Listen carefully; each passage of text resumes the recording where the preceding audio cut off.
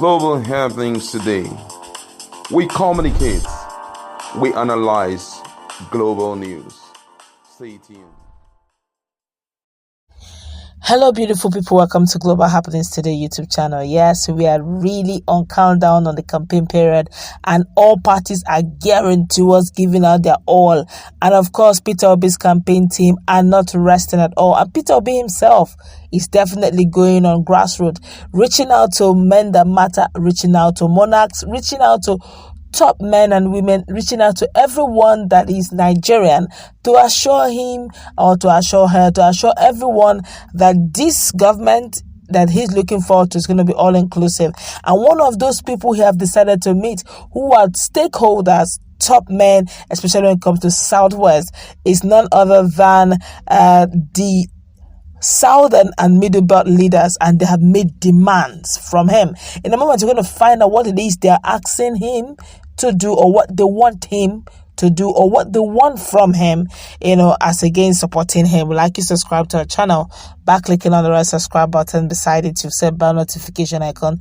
Please go ahead, click on it to get notified as soon as we update our channel on YouTube. Where Chief Ayo Adebanjo has opened up on what Southern and Middle Belt leaders demanded from Labour Party presidential candidate Peter Obi in order to support him. Adebanjo revealed that the meeting held in his home, and that Obi was asked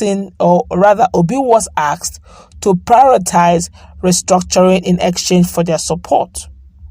The leader of the group, or the leader of the Pan-Yoruba socio-political group Afenifere, revealed that the meeting had in attendance top leaders of SMBLF, including Edwin Clark of the Pan-Niger Delta Forum, Drew Petros of the Middle Belt Forum, and George Obiozo of Ohaneze worldwide.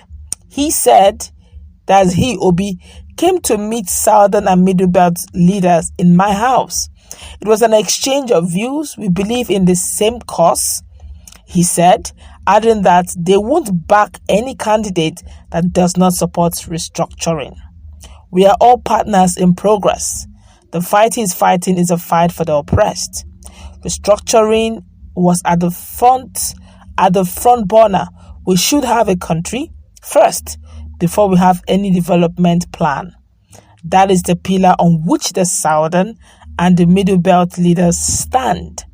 Constitutional review, community policing, devolution of power, and others are all embedded in the restructuring. Where we have a constitution where everybody is dissatisfied, you won't have peace. And without peace, there will be no stability.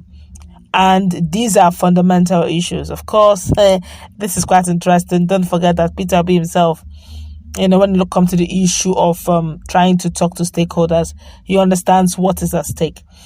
And this is quite interesting because this is like using one stone to hunt like several birds. Now look at the people who are already in the meeting. We have the SMBLF. We also have the Niger Delta Forum. We have Middle Belt Forum. And we also have the Ohaneze and we also have Afenifere.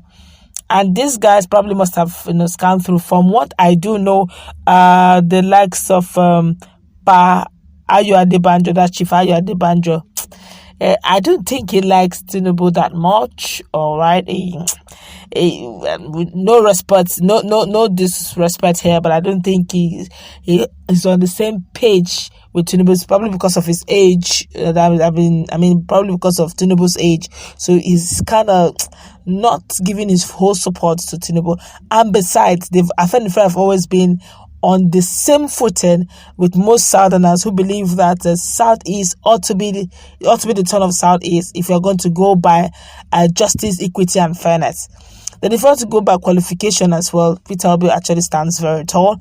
And when it goes to when you also consider the age and health and stability, you also give it to Peter Obi. Yes, he's viral, he's young, amongst all the electorate and amongst all the presidential candidates. I think apart from him, I think Sowore is the youngest thereabout. But then he's young. He's He's old enough. He's young enough to carry the challenges that has to do with governing or presiding over the issues of Nigeria.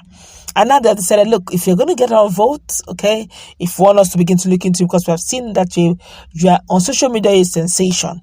So if you want, this should come first. But Peter will be telling them, fine. And in fact, we are on the same page or on the same cause, but we need to have a country first before we start thinking of restructuring. And they have decided to list it out. Look, of course, we all know this, that the likes of Bola Ahmed Tinubu will not consider, except we want to play to politics and play to the gallery.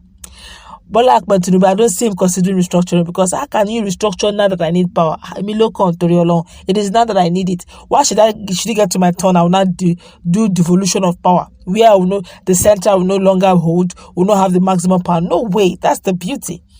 So yes, he may not agree totally to restructuring, and Atiku Abubakar may not, I don't know his mindset, but may also not want to do that, because that will require, giving power now to, removing power from the center and giving it to regions, and that may not come too well. But for someone like Peter Obi, if regional restructuring, as in where regions will begin to be able to manage their resources, that way we can get better Nigeria. Of course, why not? If not, where you begin to have the economies of scale, where you have economic advantage, like the north have large expanse of land.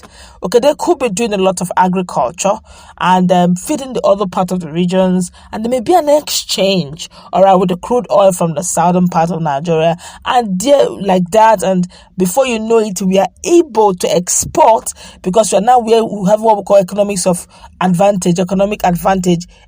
scale, where we we're going to harness our resources, where we have comparative advantage over, which is good for Nigeria, because let's be real, we are majorly agrarian. Apart from oil, we should be looking at our agriculture as a strength. Okay, so but we're not doing that. It's as if all we just think of is borrow, loot, borrow, and loot. And also, if we can have someone who's beginning to look at it in that respect and really look at devolution of power, restructuring, state policing, and all, Nigeria will be great again. And a lot of people also believe that Nigeria is where it is today because even the constitution the sheet is sitting on, it's not encouraging, or it's not pleasurable to the indigenous people of Nigeria. So you see, you have a lot to play here.